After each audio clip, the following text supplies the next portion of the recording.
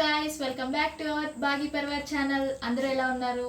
So ఇక్కడ నన్ను చూసి స్టిచ్చింగ్ చేస్తుంది అనుకుంటున్నారు కదా. నో, జస్ట్ అయితే బేబీకి రిలేటెడ్గా కొన్ని స్టిచ్చింగ్ చేసింది అనమాట మా మమ్మీ.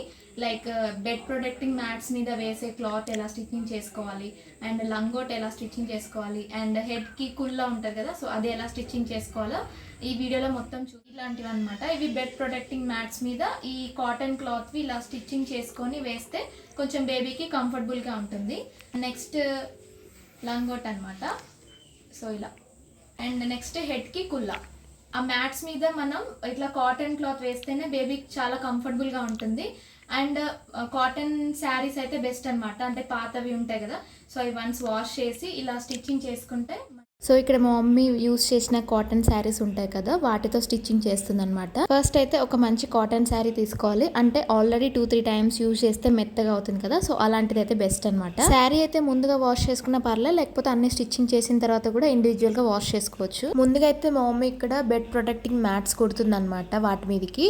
సో దాన్ని బట్టి మనం సైజ్ అండ్ ఫోల్డింగ్ ఎంత ఉండాలి, అంటే మందం ఎంత ఉండాలని దాన్ని బట్టి చూసుకొని శారీ ఫోల్డ్ చేసుకొని కట్ చేసుకోవాలన్నమాట. అండ్ స్టిచ్చింగ్ పైనుంచి కాకుండా లోపలికి ఫోల్డ్ చేసి చేస్తే కొంచెం మంచిగా ఉంటది. సో ఇలా ఓపెన్ ఉన్న సైడ్ వీడియోలో చూపిస్తున్నట్టుగా స్టిచ్చింగ్ చేసుకోవాలి. మా మమ్మీ ఎప్పుడు ఒకటి అంటా ఉంటది, ఇంట్రెస్టింగ్ ఏదైనా కుట్టేటప్పుడే మధ్యలో దారం తెగుతూనే ఉంటది అని చెప్పి. అయినా టైలర్స్ కి ఇది కామన్ అనుకోండి.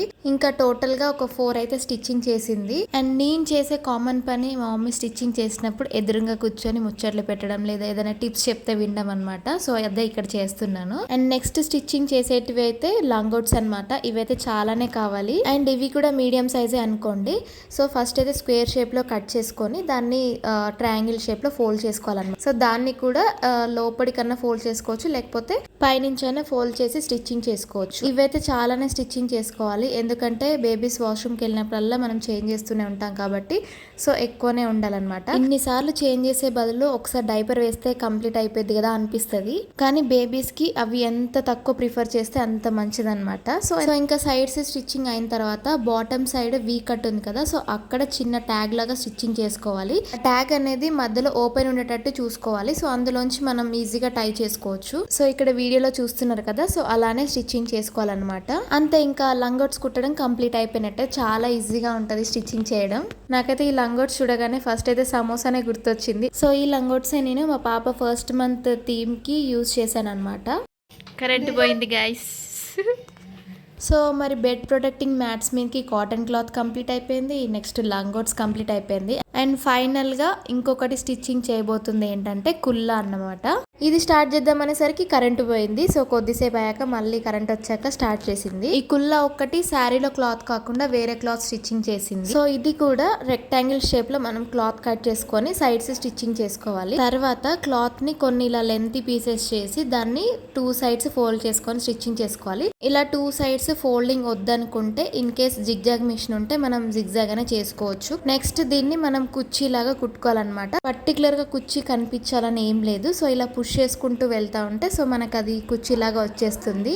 సో ఇలా లెంత్ ని బట్టి మనం పెట్టుకోవాలి. దీని తర్వాత మనం ముందుగా రెక్టాంగిల్ షేప్ లో క్లాత్ స్టిచ్చింగ్ చేసాం కదా, సో దాని మీద 1 సైడ్ ఇది అటాచ్ చేసి స్టిచ్చింగ్ చేసుకోవాలి. ఈ కుర్చీ అనేది మనకి కుల్లాకి ఫ్రంట్ సైడ్ వస్తుంది. సో మనం ఎంత లెంత్ అయితే తీసుకుంటామో అంతవరకు ఇది కుర్చీ పెట్టుకోవాలన్నమాట క్లాత్ కి. నెక్స్ట్ మధ్యలో కొంచెం ఫోల్డ్ చేసి పట్టీలాగా పెట్టుకోవాలి. ఎందుకంటే కుల్లా అనేది మనకు కొంచెం స్టిఫ్ గా ఉంటుంది అనమాట, చూడడానికి కూడా బాగుంటది. ఇన్ కేస్ వద్దనుకుంటే పర్లేదు. అండ్ బ్యాక్ సైడ్ మనం ఇలా కుర్చీ పెట్టుకోవాలి. నెక్స్ట్ కుల్లాని రివర్స్ ఫోల్డ్ చేసి కార్నర్ కి ఒక స్టిచ్చింగ్ చేసుకోవాలన్నమాట, ఫుల్ లెంత్ కాకుండా. సో నెక్స్ట్ మనం రివర్స్ చేసి చూస్తే ఇలా వస్తుంది అనమాట. సో ఆ గ్యాప్ లో మనం స్క్వేర్ షేప్ క్లాత్ చిన్నది మళ్ళీ స్టిచ్చింగ్ చేసి దానికి అటాచ్ చేసుకోవాలి. సో వీడియోలో చూపిస్తున్నట్టుగా కుల్లాని మంచిగా అరేంజ్ చేసి ముందుగా స్టిచ్ చేసిన స్క్వేర్ క్లాత్ ఉంది కదా, సో అది నీట్ గా స్టిచ్ చేసుకోవాలన్నమాట. సో చూపిస్తున్నాను కదా అలా అనమాట. లాస్ట్ లో ఇంకా టైయింగ్ కి మనం క్లాత్ సెట్ చేసుకొని 2 సైడ్స్ స్టిచ్చింగ్ చేసుకోవాలి. అంతే, ఇంకా కుల్లా కూడా ఫైనల్లీ కంప్లీట్ అయిపోయింది. చూడటానికి భలే ముద్దుగా ఉంది కదా. మర్చిపోకుండా ఎలా ఉన్నాయి కామెంట్ సెక్షన్ లో కామెంట్ చేయండి. అండ్ ఇంకొకటి మర్చిపోకుండా మన ఛానల్ ని సబ్స్క్రైబ్ చేసేసుకోండి. బాయ్.